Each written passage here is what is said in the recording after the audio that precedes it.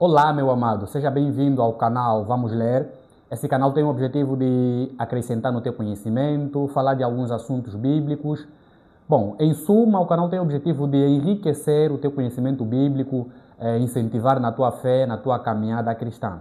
Então, hoje temos um assunto um pouquinho sensível, vamos tocar em alguns pontos meio sensível, digo assim, não para aqueles que já estão acostumados, mas hoje vamos falar de um cenário muito triste que se verifica na Bíblia Sagrada, que se verifica aqui na Bíblia Sagrada e também se verifica nos nossos dias, infelizmente, né? Então hoje vamos falar acerca dos filhos de Eli, vamos falar também mais especificamente sobre a ganância, né, que eles tinham, e vamos também dar um salto em João capítulo 2 e depois vamos culminar a nossa meditação. Então, fique no canal, subscreva no canal, tá? Subscreva no canal, ativa o sininho e partilhe esse vídeo para mais pessoas terem acesso a esse conteúdo. Bem, conforme eu disse, hoje vamos estudar sobre os filhos de Eli, não vamos entrar aqui em muitos detalhes, tá? Capítulo 2 do livro de 1 Samuel vai narrar uma história muito, mas muito triste mesmo. A história sobre os filhos de Eli. E a Bíblia diz o seguinte. Ora, capítulo 2, versículo 12. Ora, os filhos de Eli eram filhos de Belial.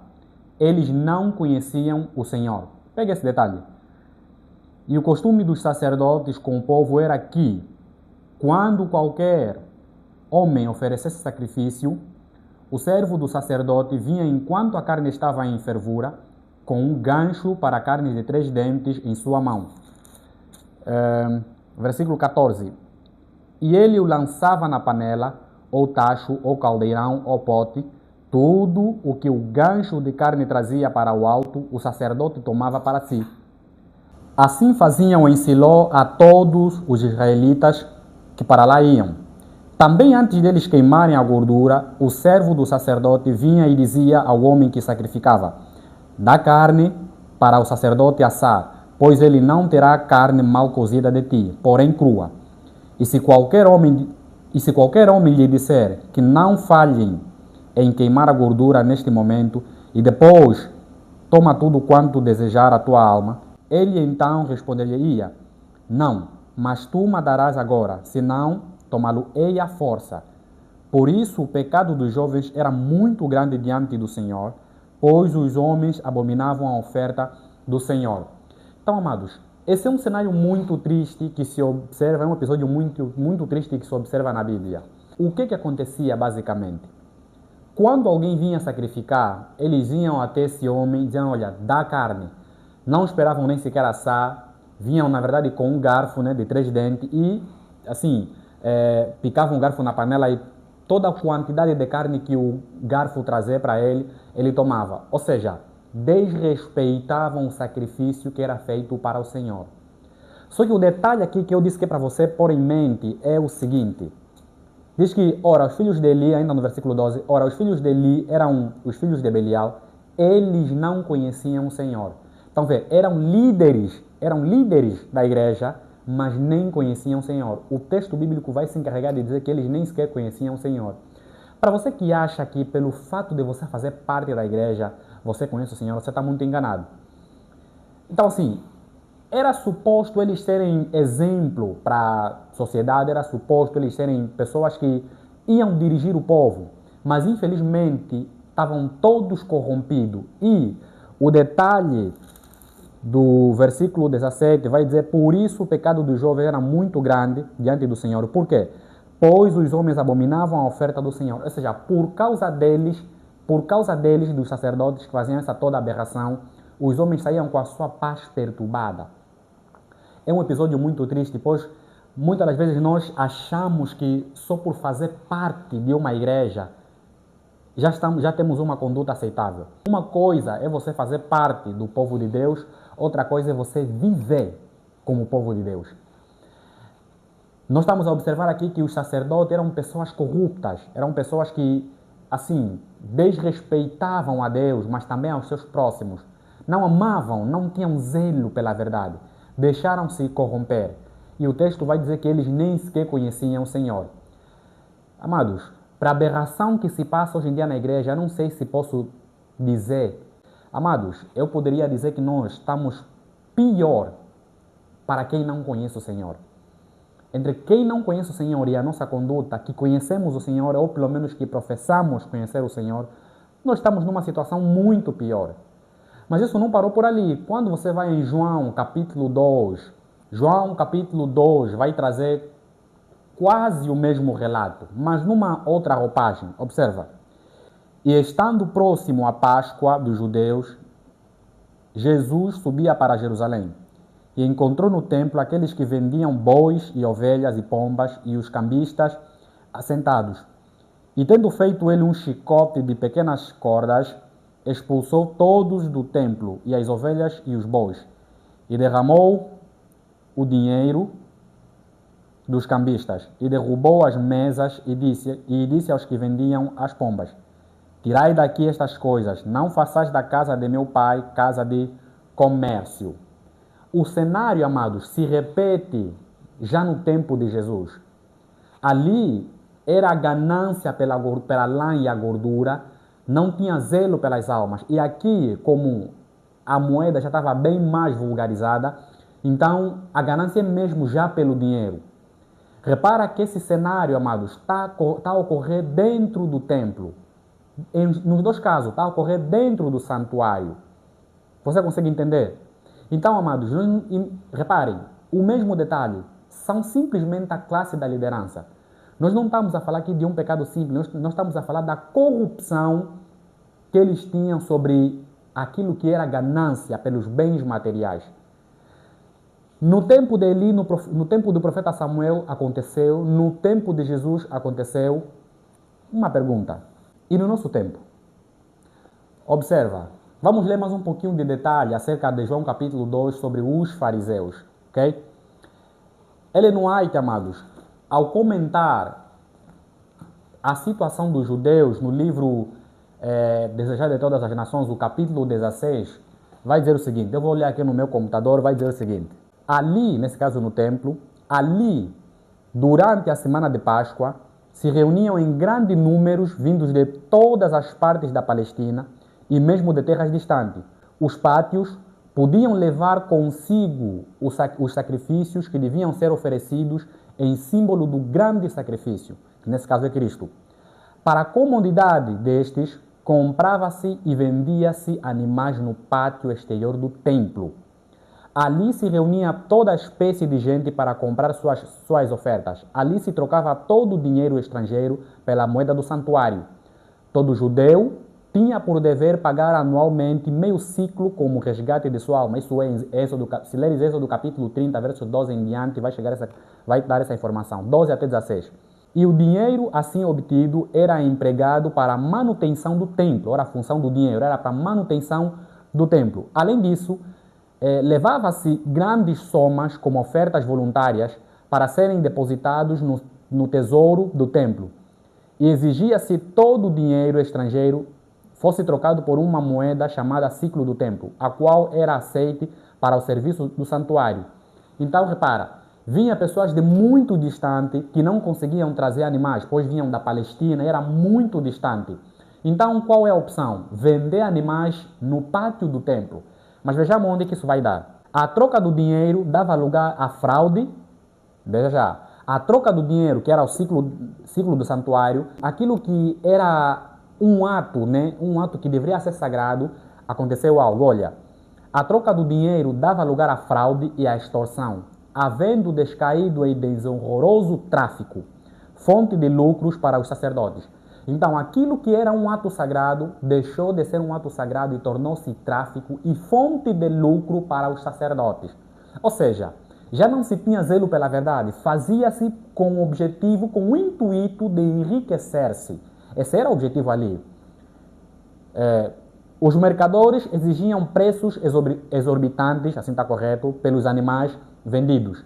E dividiam o proveito com os sacerdotes e principais que se enriqueciam assim à custa do povo. E ensinara-se aos adoradores que, se não oferecessem sacrifício, as bênçãos de Deus não repousariam sobre os seus filhos e a sua terra. Assim era garantido elevado preço pelos animais, porque depois de vir de tão longe, o povo não queria voltar para sua casa sem realizar o ato de devoção que ali o levara. Então o que acontecia? Como eles perceberam que vinha povo de muito distante, eles acrescentavam, vendiam a preço muito alto. E só para dizer, amados, nem todo mundo ali tinha condições de pagar aqueles animais. Existiam pessoas, eu vou olhar aqui, existiam pessoas que nem sequer tinham condições de se alimentar direito.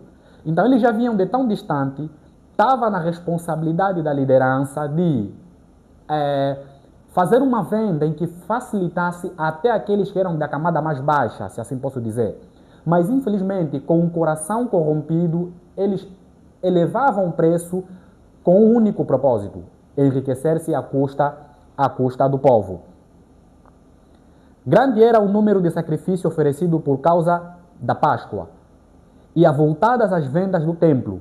A consequente confusão dava a ideia de uma ruidosa feira de gado e não o sagrado templo de Deus. Ali se podiam ouvir os ásperos ajustes de compra, o mugir do gado, o bulir de ovelhas, o rulho de pombas, de mistura com o tunir de moedas e violentas discussões. Tão grande era a confusão que os sacerdotes eram perturbados e as palavras dirigidas ao Altíssimo afogadas pelo tumulto que invadia o templo. Ou seja, dava-se a ideia de que aquilo era uma praça onde barulho de animais, do boi, barulho das moedas, o sacrifício, a oração que era levado aos céus era uma oração perturbada, cheia de confusão. A impressão que se tinha é que aquilo era uma praça de comércio e não necessariamente um templo sagrado. Por isso é que Jesus teve aquela atitude, por isso é que Jesus tomou aquela decisão. Mas olha ainda mais aqui. Regozijavam-se por causa do seu templo e reputavam a blasfêmia uma palavra proferida em desmerecimento do mesmo. Eram muito rigorosos quanto à execução das cerimônias com ele relacionadas. O amor do dinheiro, porém, desfazia todos os escrúpulos. Mal se apercebiam de quão longe tinham sido levados do original desígnio do serviço instituído pelo próprio Deus. Então, amados, infelizmente, aquilo tornou-se uma aberração e não um ato solene. Infelizmente, a ganância pelo dinheiro, o amor pelo dinheiro, tomou conta daquele ato sagrado. E como a última cita, olha o que ele vai dizer.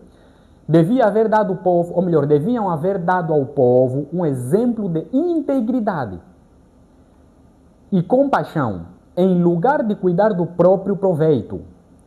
Deviam ter considerado a situação e as necessidades dos adoradores e estado pronto a ajudar aos que não podiam comprar os sacrifícios exigidos. Mas assim não fizeram. A avareza lhes endurecera o coração.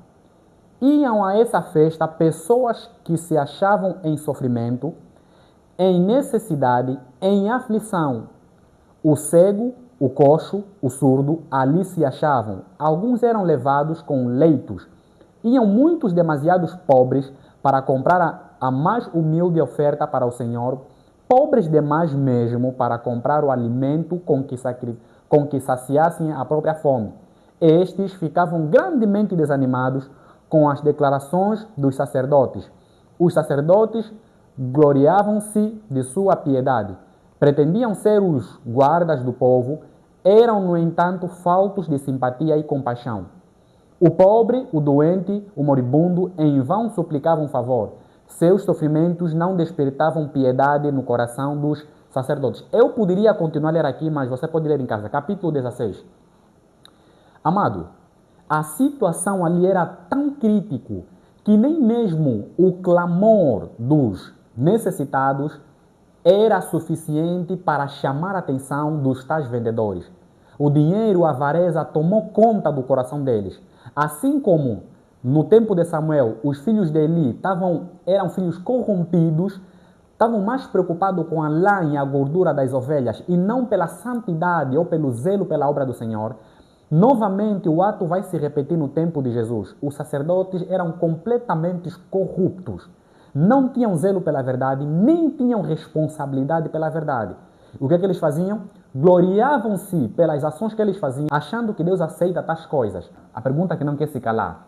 E no nosso tempo, se fôssemos pegar essa situação e botar no nosso templo, o que é que tem ocupado o coração daqueles que dizem ser ministros do Senhor, quando na verdade também são filhos de Belial? Amados, eu mesmo já presenciei de que ministros do Senhor, primeira coisa que estão preocupados com ele é o dízimo e a oferta. Não querem saber nada de santidade do povo. E a prova disso é que hoje em dia, o critério que se utiliza para com que uma pessoa tenha cargo na igreja, para com que um membro tenha cargo na igreja, é se o membro dá dízimo e oferta. Se o membro não dá dízimo e oferta, esse membro não pode ter cargo na igreja. Espera aí, eu entendo que o dízimo é importante, também entendo que o dízimo é tão importante quanto o resto dos requisitos bíblicos para que se tenha um cargo na igreja. Tem que ter boa reputação. Lembra o que Paulo falou em Timóteo? Vamos ler esse texto. 1 Timóteo capítulo 3, o versículo 1, diz o seguinte: esta é uma palavra fiel. Se um homem deseja o ofício do bispo, boa obra deseja. O bispo, versículo 2, o bispo então deve ser irrepreensível, marido de uma esposa, vigilante, sóbrio, de bom comportamento, dado à hospitalidade, apto para ensinar, não dado ao vinho, não espancador, não cobiçoso de lucro, desonesto, mas paciente, não contencioso, não avarento, que governe bem sua própria casa, tende seus filhos em sujeição, com toda a seriedade. Porque se o homem não sabe governar a sua própria casa, como cuidará da igreja de Deus? E no versículo 8 tem também a qualificação dos diáconos. Do mesmo modo, os diáconos devem ser sérios, não de língua dobre, não dados a muito vinho, não cobiçosos de lucro, desonestos, guardando o mistério da fé em uma pura consciência. E também estes sejam primeiro provados, depois pratiquem o ofício de um diácono, se forem considerados irrepreensíveis. Então, amado, Paulo vai deixar aqui uma lista enorme. E é interessante, amados, que na lista que Paulo vai dar, eu não vejo ali, olha, tem que dar dízimo. E a pergunta é, Zé Ferno, será que alguém que não dá dízimo deve ter cargo? Olha, eu entendo que aquela pessoa que é zeloso vai dar dízimo. Eu não entendo que a régua de medir santidade é simplesmente dízimo. Eu entendo que dízimo é um dos requisitos de alguém que diz ser santo. Percebe? Então, há uma longa lista de qualidades que Paulo deixou aí. Tem que ser irrepreensível, tem que ser hospitaleiro, tem que ter uma mente sã, tem que ser de boa reputação. E o texto vai dizer que seja um primeiro provado. Agora, hoje em dia, amados, ignoramos todas essas qualidades e reduzimos a santidade dos membros no dízimos e as ofertas. Quem dá dízimo tem cargo. Até veja onde é que chegou a tamanha corrupção da liderança adventista hoje em dia. Andam com folha de dízimo como se fosse folha de salário. Andam com folha de dízimo em plena consagração. Está a ser consagrado como ancião, tem que ver na folha de dízimo. Se não dá dízimo, não pode ser consagrado. Aí você tem um feiticeiro, um gatuno, um idólatra, um fornicador, um adúltero, consagrando como ancião porque ele dá dízimo. Por quê? Porque o requisito então para ser ancião agora é dar dízimo. Eu entendo que o dízimo é tão importante quanto outros requisitos que Paulo deixou ali. Se eu entendo que na lista que Paulo deixou não tem o dízimo, mas ainda assim eu entendo que quando diz que o homem tem que ser irrepreensível, o dízimo está incluso, quanto mais os requisitos que ele próprio deixou, que estão aqui em ipsis literis. Então tenho que ignorar tudo que está aqui para reduzir a santidade nos dízimos e as ofertas. Por favor, amados. Então é o mesmo cenário que aconteceu com os filhos de Eli, é o mesmo cenário que aconteceu no tempo de Jesus, e é o mesmo cenário que está acontecendo hoje em dia com a liderança adventista, mas numa outra roupagem. Estavam mais preocupados com dízimos e as ofertas, assim como eles estavam mais preocupados com a lã e a gordura, assim como no tempo de Jesus estavam mais preocupados com as vendas dentro do templo. É o mesmo cenário a se repetir. Amados, nós deveríamos olhar esses textos de forma mais séria. Nós deveríamos, assim, olhar essa situação de forma mais séria. Então, não encare isso como uma crítica, amados. É um apelo para que a liderança adventista comece a perceber onde é que nós estamos caminhando. Para que a liderança adventista perceba onde é que nós estamos caminhando. Se nós estamos a fugir dos pecados que o povo de Israel cometeu, ou estamos a cair no mesmo erro, cair no mesmo pecado. Não é à toa que Paulo deixou claro em 1 Timóteo capítulo 6, versículo 8 em diante, versículo 8 até 10, que o amor pelo dinheiro é a raiz de todos os males. E Jesus vai deixar claro que ninguém pode servir a dois senhores. Ou servimos a Deus, ou servimos a Mamon. Se queremos trabalhar para Deus, devemos ser sérios. E não nos esqueçamos que a própria Bíblia vai deixar claro que nós viemos sem nada nesse mundo e o certo é que nada iremos levar.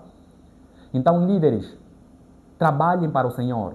Não sejam gananciosos. Não reduzem a santidade dos membros da igreja em dízimo e oferta.